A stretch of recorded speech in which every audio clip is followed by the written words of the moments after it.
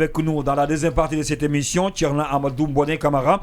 Je rappelle qu'il est le président de Rémi Guy, c'est le réseau des médias sur Internet de Guinée. Il est également membre du comité de pilotage, mise en place de pilotage de la crise donc, qui secoue la presse guinéenne depuis un certain temps. Il est membre du comité de pilotage et je le disais, suite donc à la restitution des émetteurs du groupe Afrique Vision de Sabali FM et de Love FM. Donc les responsables des associations et organisations professionnelles des médias, mais surtout le comité de pilotage pour sortir de cette crise se réunit en ce moment même, s'ils n'ont pas terminé, pour faire une déclaration pour revenir sur également les décisions qui avaient été prises, notamment le fait de bouder les activités organisées par le gouvernement guinéen. Il sera avec nous dans la deuxième partie de cette émission pour nous faire le compte rendu de ce qui a été donc de cette déclaration. Oui, Alpha Omar Diallo. Alpha Mamadou, autant pour moi. Oui, je voudrais simplement revenir sur les questions de passeport. Oui. Vous savez que si quelqu'un paye plus de 2 000 euros, 3 000 euros pour venir chercher son passeport en Guinée, c'est que c'est extrêmement difficile. Oui. Mais en réalité, le coût d'un passeport ne représente pas son prix.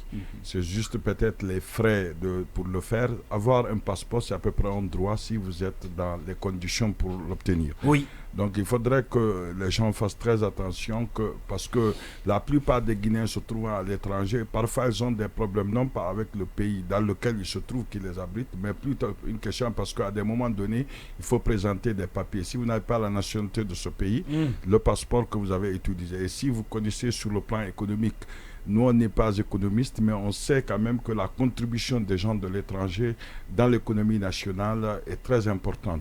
Donc, il faudrait les satisfaire et satisfaire ceux d'ici, puisque c'est sur ordre, vous savez, même pour les fonctionnaires, si on a reporté plusieurs fois, c'est pour avoir ce papier en Guinée ici. Oui, oui. Et le président de la République avait en personne demandé à ce que cela soit facilité. Cela n'a jamais été. Et donc, ça veut dire que les Guinéens sont en train de se payer sur le dos d'autres Guinéens et en train de se soudoyer, puisque ce n'est pas normal. Le fonctionnaire qui reçoit son salaire pour faire le passeport ne doit pas prendre un autre montant pour te donner ton passeport. Ce n'est pas normal, c'est extrêmement compliqué. Et ça, c'est dans tous les secteurs, à l'hôpital et dans tous les autres secteurs. Et je souhaite que cela cesse. Et il faut forcément biométriser tout, rendre électronique toutes les voies. Oui, comme on le dit, il faut tout digitaliser. Il faut tout digitaliser. Et c'est digitalisé maintenant, c'est toujours pas de solution. Oui. Il faut trouver une autre forme de digitalisation. Il faut trouver une autre forme de digitalisation. Oui, c'est correct. Alors, j'ai envie de dire qu'il va falloir qu'on s'intéresse sérieusement à ce qui se passe au niveau du CNT par rapport à ces débats d'orientation. Qu'est-ce qui se passe encore? C'était suspendu à un moment donné? Oui, ça continue. Ils ont repris? Mais ils ont repris. Oui. Vous entendez des propositions. On apprenait que c'était une manière de faire venir la classe politique. Oui, ceux qui avaient boudé. Ça, c'était... Moi, je n'y croyais pas du tout. Oui. Il y a des choses qui sont avancées, il y a des propositions qui sont faites par certains leaders politiques ou même certains acteurs de la société civile. C'est important que l'opinion sache qui dit quoi à ce niveau-là, parce que il y a des propositions. J'ai envie de savoir, on se trouve sur quelle planète? Est-ce que finalement, les bruits du couloir qui disent que le prince ne souhaitait pas voir certains anciens leaders prendre part autour de la table, le prince c'est qui? C'est le président de la transition? Pas autour de la table, je veux dire aux futures échéances électorales, notamment à la présidentielle. Ah d'accord, je comprends. On a appris que quelqu'un ne veut pas que les anciens, c'est-à-dire que ce soit maintenant le président de l'UFDG, que ce soit Dr Ibrahim Kassori, les CDA et autres, qui ne voudraient pas que ces anciens-là reviennent et qu'on est en train de lui dire qu'il faut rajeunir un peu la scène politique. Ça, c'est un autre débat. Vous entendez certains dire qu'on a besoin de seulement trois partis politiques pour les futurs. On le dit dans les débats d'orientation constitutionnelle. Ça vous fait rire déjà. Kéamou Bogolaba du FNDT aurait fait cette proposition-là. On va s'intéresser. Il dit qu'il veut que ça soit à l'image du drapeau guinéen. Et trois partis politiques. On va chercher à comprendre vraiment ce qui est en train de se passer. Kéamou Bogolaba, c'est quand même coordinateur du FNDT, Front National pour la Défense de la Transition. Alors, on va entamer. Oui, un mot sur le débat d'orientation constitutionnelle. De toute façon, je pense que, in fine, ce qui sera important, ça sera le comité qui va rédiger la nouvelle constitution, il faudra que ceux-ci fassent in fine ce qu'on leur demande, du bon travail, fassent la synthèse des propositions. On ne va pas réinventer la roue, mais on essaye.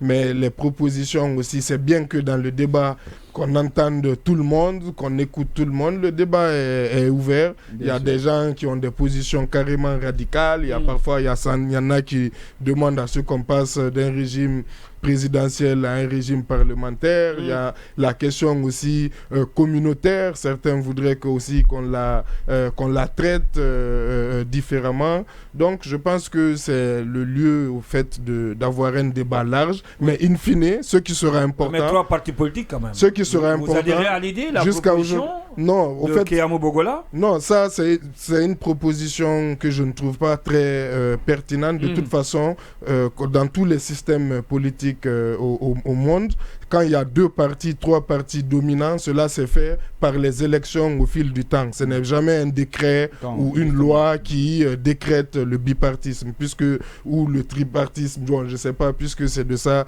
qu'il veut parler. Ça, on en avait débattu largement ici. Et de toute façon, c'est quelque chose qui se fait normalement, naturellement, même si on peut avoir des mécanismes qui peuvent conduire rapidement à ça, comme sur les questions de financement. C'est vrai qu'il faut pas aussi... il y a beaucoup de choses à dire sur le financement des partis politiques, sur le financement des élections, parce que ce financement qui est parfois souvent occulte est aussi un accélérateur plus tard aussi de corruption, parce que souvent après il faut aussi un peu être redevable à ceux qui vous ont financé, et tout ça peut conduire à amplifier en tout cas la corruption. Donc c'est des questions essentielles, mais ce qui est important, moi je n'ai toujours pas la réponse, c'est qui va rédiger in fine la constitution, parce qu'il y avait eu un comité qui avait été mis en place avant que le processus... Un comité qui a été finalement qui avait été mis en place avant que... Bon, justement, le comité, s'il a été dissous, je ne sais pas. En tout cas, le processus avait été suspendu. Maintenant, est-ce que, du coup, ce comité qui avait été mis en place par le bureau de l'Assemblée nationale tient toujours, ou est-ce qu'il y aura un nouveau comité, ou est-ce que ça sera finalement la commission constitutionnelle